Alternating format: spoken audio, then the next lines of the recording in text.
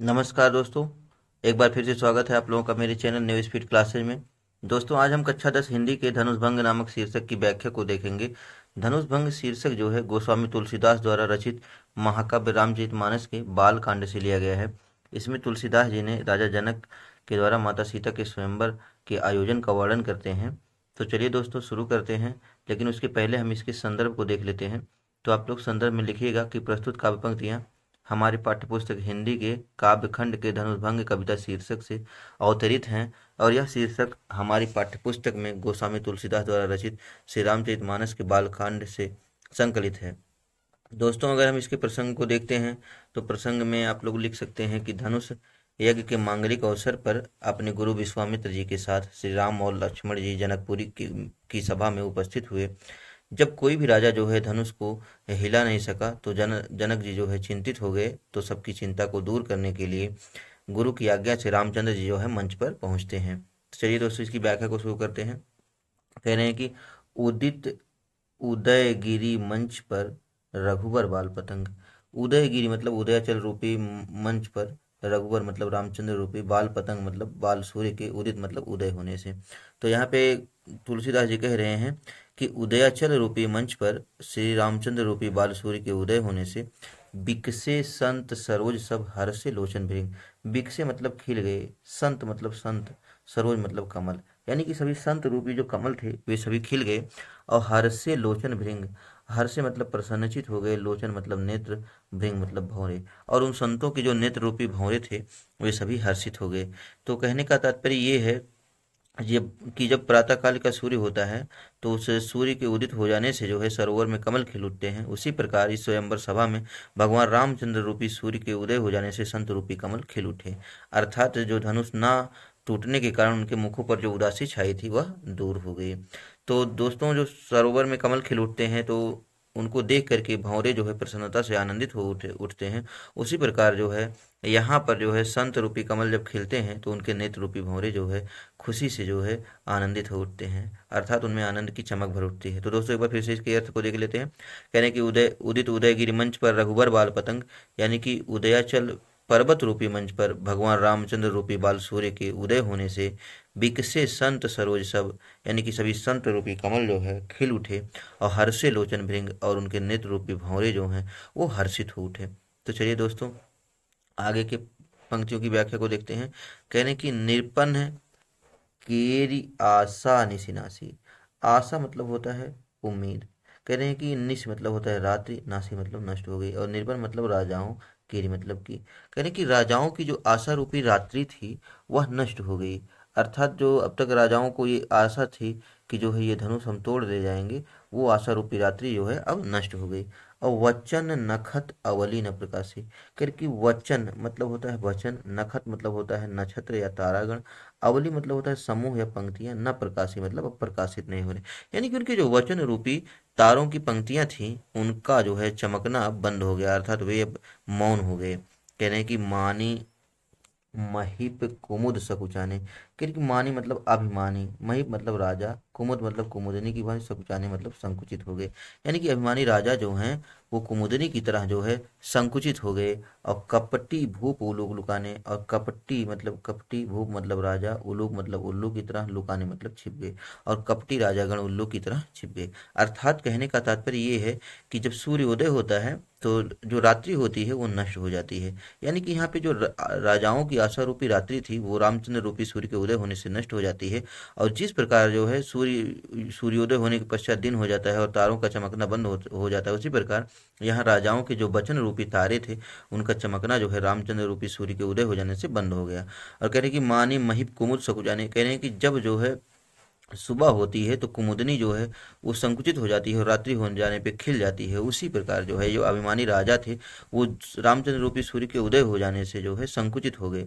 और कपटी भूप उल्लू लुकाने, जिस प्रकार जो है उल्लू जो है दिन हो जाने पे छिपना शुरू कर देता है, उसी प्रकार जो है कपटी राजा भी रामचंद्र जी के उदयाचल पर्वत रूपी मंच पर जो है उदित हो जाने से छिप गए।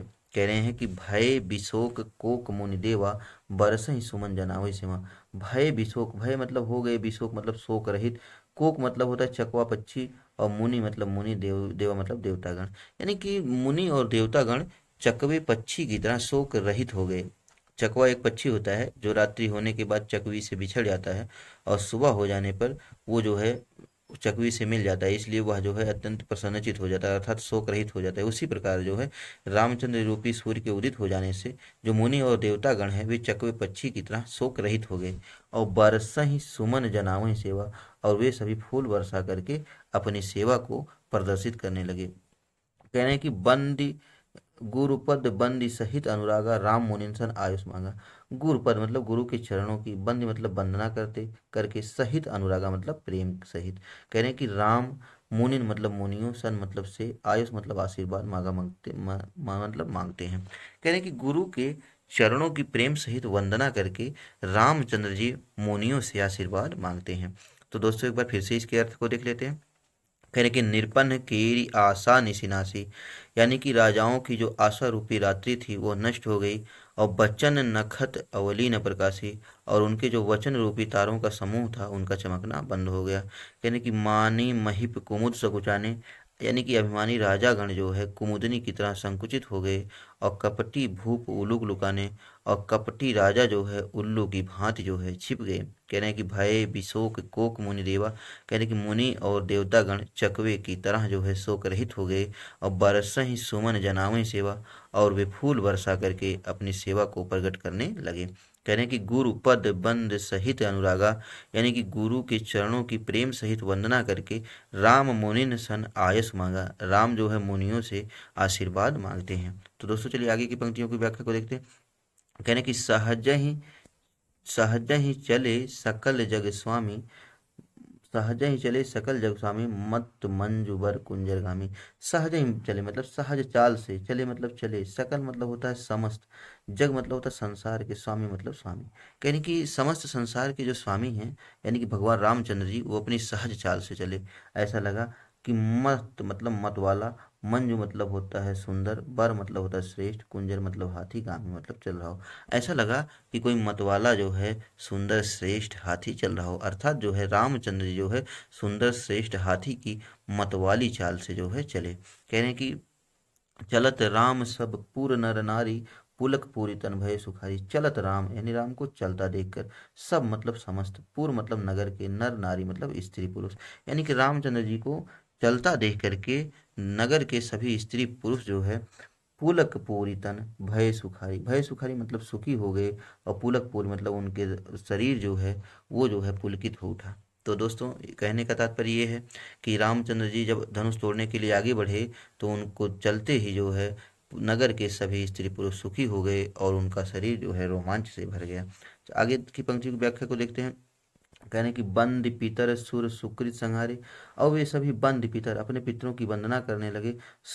मतलब देवताओं से, सुकृत मतलब होता है पुण्य कर्मों को, संहारे मतलब स्मरण करने लगे। यानी कि रामचंद्र जी को चलता देखकर वे लोग अपने पितर और देवताओं की वंदना करके अपने पुण्यों का स्मरण करने लगे और कहने लगे कि जो कछ मतलब जो कुछ भी पुण्य प्रभाव हमारे हमारे पुण्य का तनिक भी प्रभाव हो, यानी कि जो कुछ भी हमारे पुण्य का प्रभाव हो, तो शिवधनु मृणाल की नाई, तो शिवधनु यानी कि तो शिवधनुष को मृणाल की नाई मतलब कमल के नाल की तरह तोरहु राम, रामचंद्र जी तोड़ दें गणेश गोसाई, हे गणेश भगवान। यानी कि कहने का तात्पर्य यह है कि हे गणेश भगवान, यदि हमारे पुण्य का तनिक भी प्रभाव हो तो इस शिवधनुष को कमलनाल की तरह भगवान रामचंद्र जो है तोड़ डालें। एक बार फिर से इसके अर्थ को देख लेते हैं। कह रहे हैं कि सहज ही चले सकल जग स्वामी, यानी कि समस्त संसार के स्वामी रामचंद्र जी अपनी सहज चाल से चले। कैसे सहज चाल से चले कि मत मंजुवर कुंजरगामी, कि एक मत वाले सुंदर श्रेष्ठ हाथी की चाल से चले। कह रहे हैं कि चलत राम सब पूर नर नारी, रामचंद्र जी को चलता देखकर नगर के समस्त नर नारी पुलक पूरी तन भय सुखारी, मतलब वे सभी रोमांच से भर गए और सुखी हो गए। कह रहे हैं कि बंद पितर सुर सुकृत संहारे, वे लोग अपने पितरों और देवताओं की वंदना करके अपने पुण्यों का स्मरण करने लगे और कहने लगे कि जो कछु पुण्य प्रभाव हमारे, यदि हमारे पुण्य का कुछ भी प्रभाव हो तो हे गणेश भगवान रामचंद्र जी, तो शिवधनु मृणाल की नहीं तोरहु राम गणेश गोसाई, हे गणेश भगवान जी रामचंद्र जी इस शिवधनुष को कमल की डंडी के समान जो है तोड़ डालें। तो इसके काव्य सौंदर्य को देख लेते हैं हम लोग। इसमें जो है भगवान श्री राम की विनम्रता, शौर्यता, गुरु भक्ति और आकर्षक व्यक्तित्व का सजीव वर्णन है, इसकी भाषा जो है अवधि है, शैली इसकी प्रबंधात्मक है, छंद इसमें दोहा और चौपाई है। अगर रस हम देखते हैं तो इसमें वीर और श्रृंगार रस का प्रयोग है। गुण देखें हम तो प्रसाद गुण है, और अलंकार इसमें जो है, अलंकार इसमें रूपक और अनुप्रास अलंकार की अभिव्यंजना हुई है। चलिए दोस्तों आगे की पंक्तियों की व्याख्या को देख रहे हैं।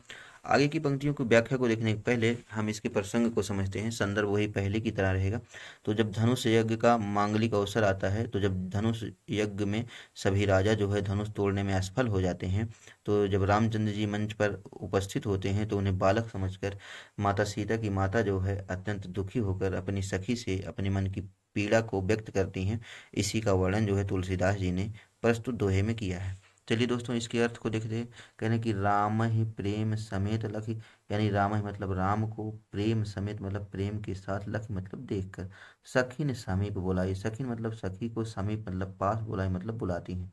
यानी कि सीता जी की माता भगवान रामचंद्र जी को अत्यंत प्रेम यानी कि वात्सल्य प्रेम के साथ देख करके, और सखी ने समीप बुलाई और अपने सखियों को समीप बुला करके, सीता मातु स्नेह वश, यानी सीता की माता स्नेह वश यानी कि स्नेह में वश, स्नेह के वश में होकर के बचन कहत बिलखाई, बचन कहत मतलब ये वचन बोली कैसे, बिलखाई मतलब बिलखते हुए, लगभग रोते हुए। तो एक बार फिर से इसके अर्थ को देख लेते हैं। कह रहे हैं कि राम ही प्रेम समेत लखी, सखी ने समीप बुलाई, यानी कि माता सीता की माता जी जो है रामचंद्र जी को वात्सल्य प्रेम से देखकर और सखियों को समीप बुलाकर स्नेह के वश कहती हैं, कैसे कहती हैं, बिलख कर कहती हैं। क्या कहती हैं कि सखी सब कौतुक देख निहारे, कहती हैं कि हे सखी सब मतलब सभी, कौतुक मतलब तमाशा, देख निहारे मतलब देख रहे हैं। कहती हैं हे सखी यहाँ सभी जो है तमाशा देख रहे हैं। जीव मतलब जो, कहावत मतलब कहलाते हैं, हित हमारे मतलब जो हमारे जो है हितैषी कहलाते हैं, जो हमारे हित कहलाते हैं। यानी कि हे सखी यहाँ सब जो है तमाशा देख रहे हैं जो हमारे हित कहलाते हैं। को न बुझाए कहाई गुरु पाई, पाई मतलब पास जा करके, को न बुझाई, कोई भी बुझाई मतलब समझा नहीं रहा है, यानी कि कोई भी गुरु विश्वामित्र जी के पास जा करके समझा नहीं रहा है कि ए बालक असी हठ भली नहीं, कि हे बालक, असी मतलब ऐसा, हठ मतलब होता है जिद, भली नहीं मतलब ठीक नहीं है। कोई भी जो है विश्वामित्र जी के पास जा करके समझा नहीं रहा है कि हे बालक ऐसा हठ अच्छा नहीं है।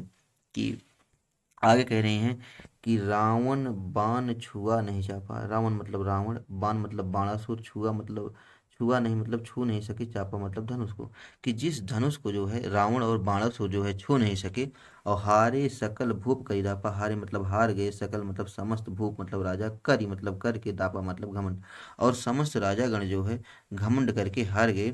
सो धनु राजकुमार कर देही, सो धनु मतलब उस धनुष को, राजकुमार मतलब राजकुमार के, कर मतलब हाथों में, देही मतलब दे दिया गया है।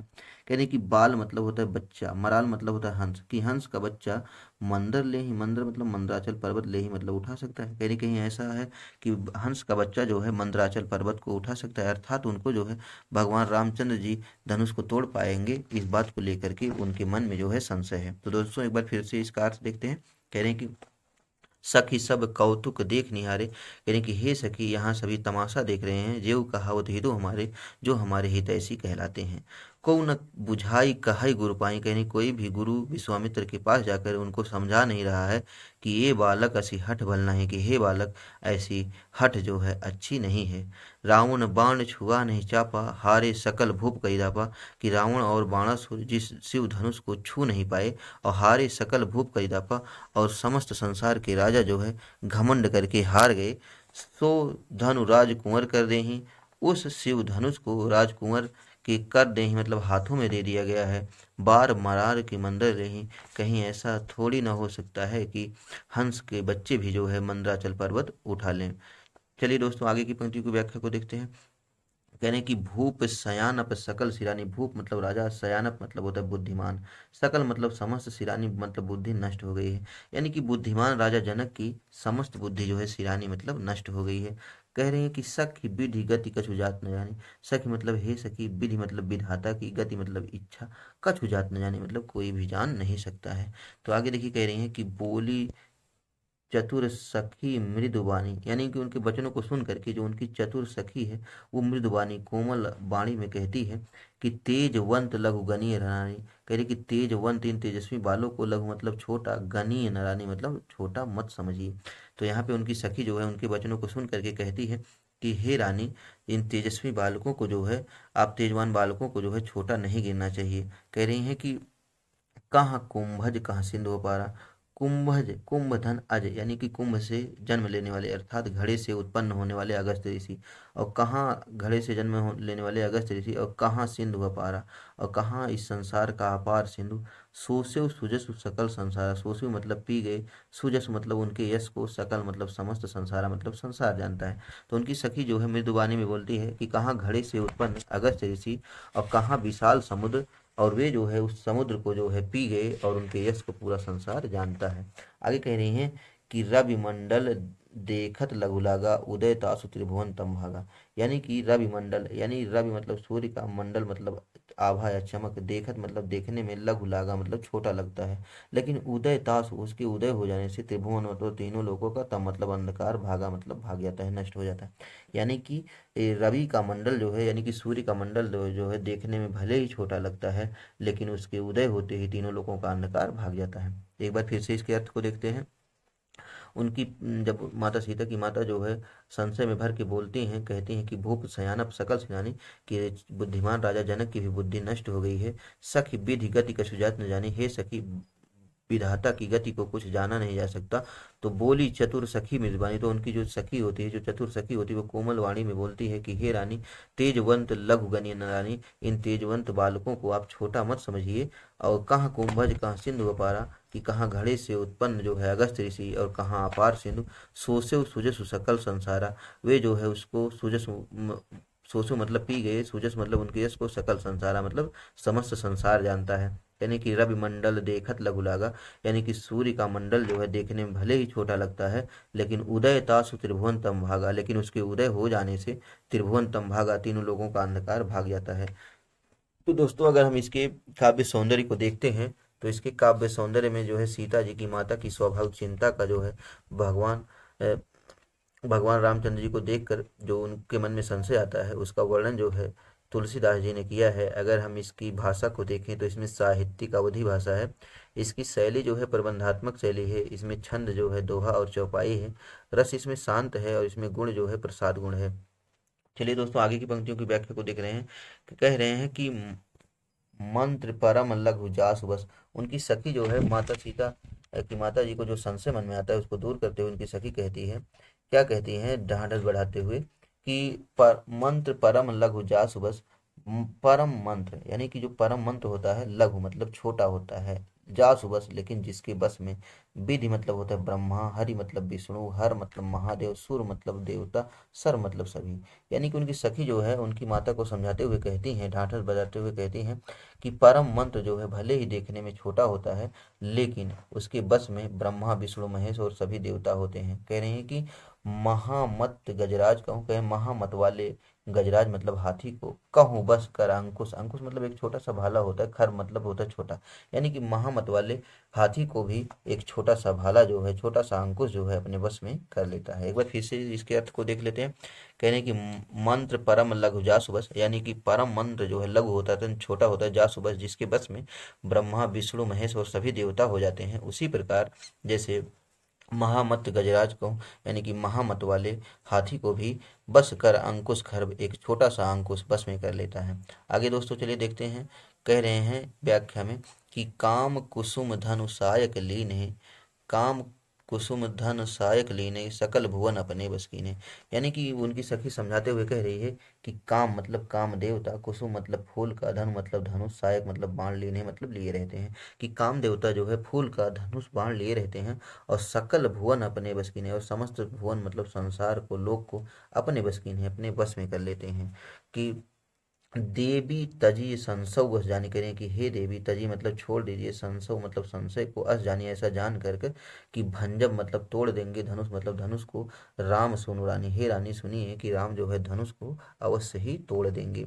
सखी बच्चन सुनी भय प्रतीति, यानी कि सखी के वचनों को सुन करके भय मतलब हो गई, प्रतीति मतलब विश्वास, और मीठा विषाद बढ़ी अर्पिति, और मीठा मतलब मिट गया, विषाद मतलब दुख, और बढ़ गई, बढ़ी मतलब बढ़ गई, अति प्रीति मतलब अत्यंत प्रेम। यानी कि सखी के इन वचनों को सुन करके उनको भय मतलब हो गया, प्रतीति मतलब विश्वास हो गया कि रामचंद्र जो है धनुष को तोड़ देंगे, और मीठा विषाद बढ़ी अति प्रीति, और उनके मन में जो दुख था वो मिट गया, और उनके दिल में जो है, उनके हृदय में भगवान रामचंद्र जी के प्रति अत्यंत प्रेम बढ़ गया। कह रहे हैं कि तब राम ही विलोक वैदेही, तब राम ही मतलब रामचंद्र जी को, विलोक मतलब देखकर, वैदेही मतलब माता सीता, सभय हृदय बिनवत जहि देही, सभय मतलब भय के साथ, हृदय मतलब हृदय में, बिनवत मतलब विनती करती हैं, जय देही मतलब जिस चीज का, यानी कि जब रामचंद्र जी को माता सीता देखती हैं तो अपने हृदय में जिस चीज का जिस चीज की जो है विनती करती हैं। दोस्तों एक बार फिर से इसके अर्थ को देख लेते हैं। जब सीता जी की माता जी के मन में जो है भगवान रामचंद्र जी को देख के संशय है, तो वही संशय दूर करते हुए उनकी सखी कह रही है कि काम कुसुम धनुषायक लीने, कि कामदेव जो है धनुष, और कामदेव जो है फूल के धनुष बाण को लेकर के ही जो है सकल भुवन अपने बस कीने, समस्त संसार को अपने बस में कर लेते हैं।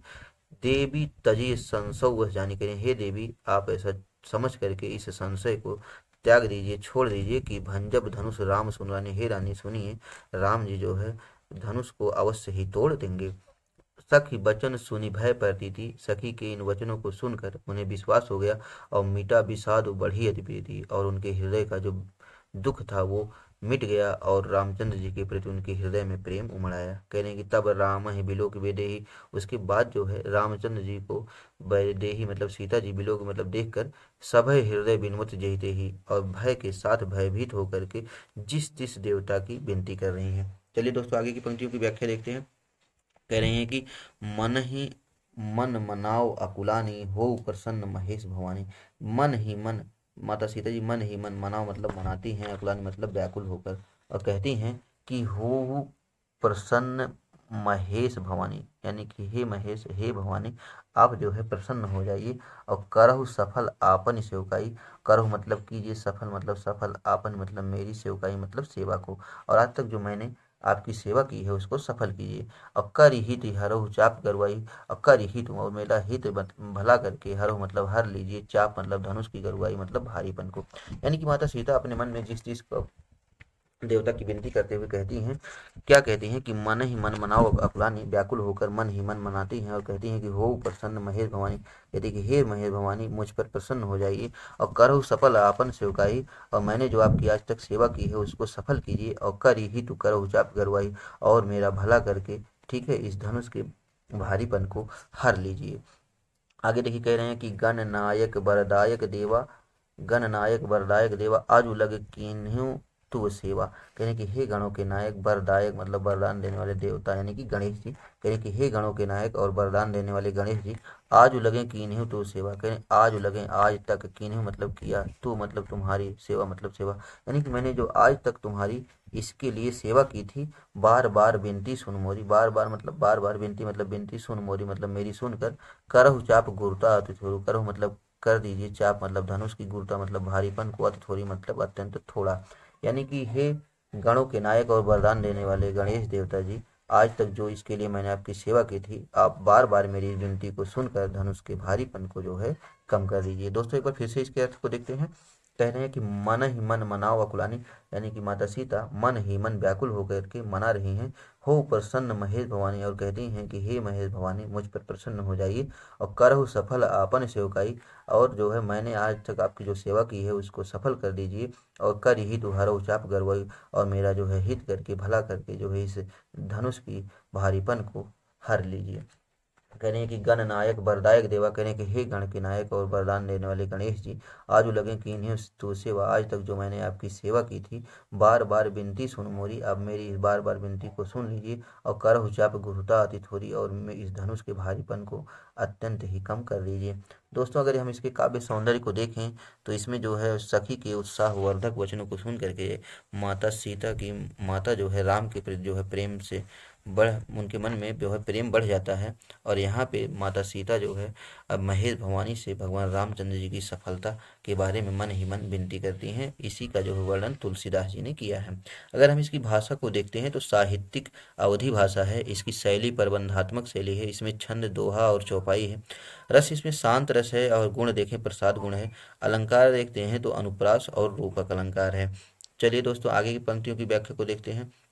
अगर इनकी व्याख्या को देखने के पहले हम इसके प्रसंग को देख लेते हैं। कह रहे हैं कि जब धनुष यज्ञ के अवसर पर बालक रामचंद्र जी जब धनुष के निकट मंच पर पहुंचे तो चिंतित सीता जी पिता के प्रण पर चिंतित होती हैं और भगवान राम की सफलता के लिए देवताओं से प्रार्थना करती हैं। इसी का वर्णन जो है तुलसीदास जी जो है इस दोहे में कर रहे हैं। तो चलिए दोस्तों इसकी व्याख्या को देखते हैं। कह रहे हैं कि देख ही रघुवीर तन, देख ही देख मतलब देख देख करके, रघुवीर तन मतलब भगवान रामचंद्र जी के शरीर को, यानी कि रामचंद्र जी के शरीर की शोभा को देख देख करके सुर मनाओ धरि धीर, सुर मतलब देवताओं को, मनाओ मतलब मनाती हैं, धरि धीर मतलब धीरे धारण करके, यानी कि माता सीता जी जो है रामचंद्र जी के शरीर को देख करके, शरीर की शोभा को देख करके देवताओं को जो है हृदय में धीरज धारण करके जो है मना रही हैं। कहने की भरे बिलोचन प्रेम जल, भरे मतलब भरे हैं, बिलोचन मतलब नेत्रों में, प्रेम जल यानी उनके नेत्रों में प्रेम रूपी जल भर आए हैं। और पुलकावली शरीर, पुलकावली मतलब रोमांचित हो गया है शरीर, मतलब उनका शरीर, और उनका शरीर जो है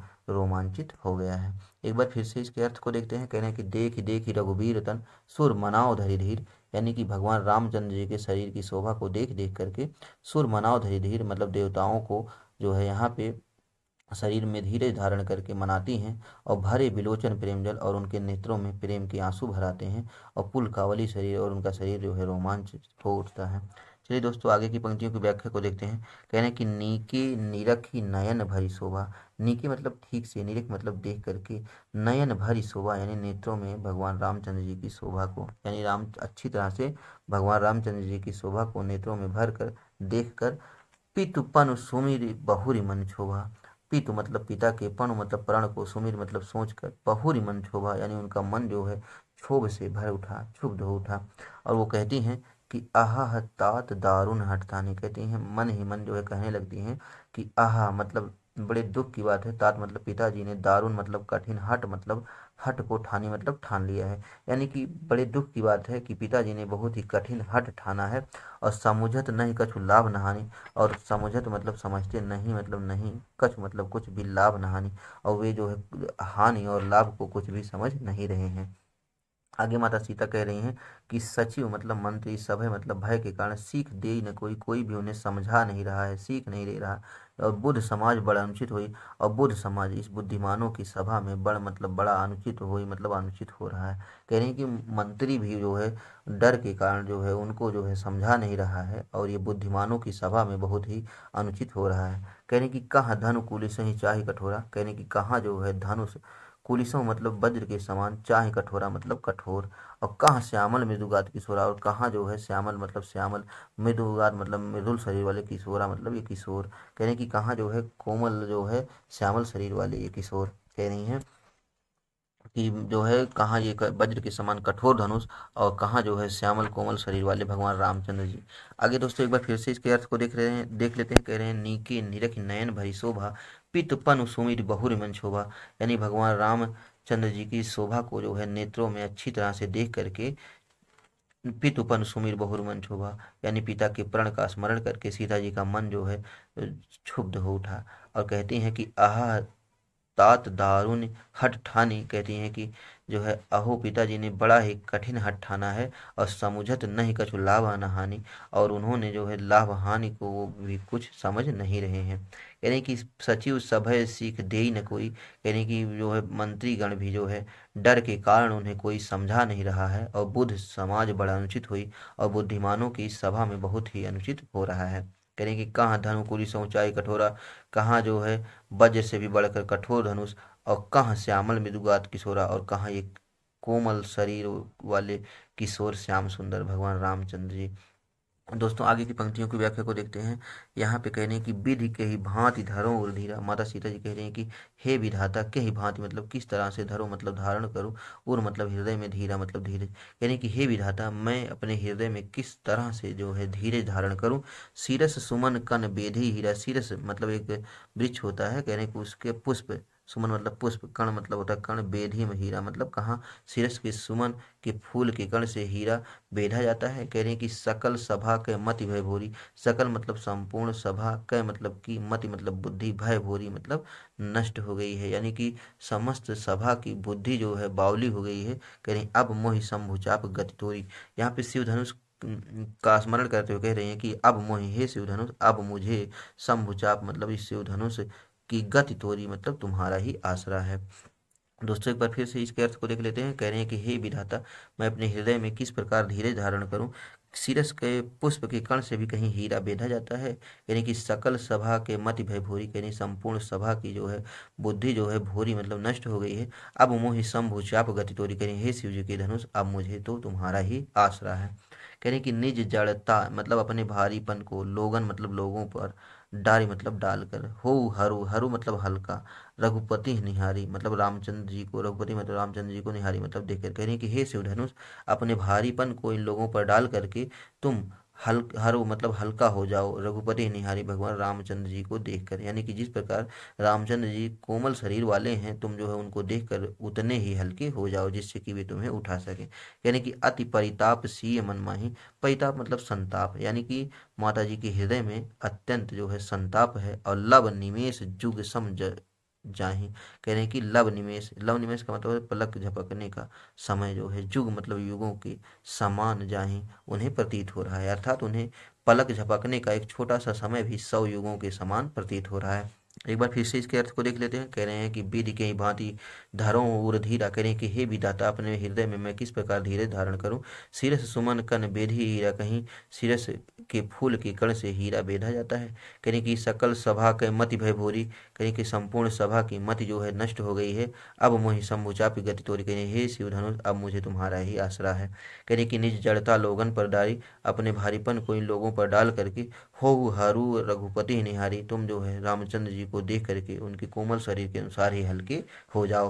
कहने कि अति परिताप सी मन माही, माता सीता के मन में बड़ा ही संताप हो रहा है। और लब निमेष जुग समझ सय सम जाहि, कहने के और उन्हें पलक झपकने का समय भी जो है 100 युगों के समान प्रतीत हो रहा है। तो दोस्तों अगर काव्य सौंदर्य को देखें तो यहाँ पे तुलसीदास जी ने सीता जी की मानसिक विक्षोभ का बहुत ही सजीव वर्णन किया है। और इसमें भाषा जो है साहित्यिक अवधि भाषा है, इसकी शैली प्रबंधात्मक शैली है, इसमें छंद दोहा और चौपाई है, रस इसमें करुण रस है, गुण प्रसाद है।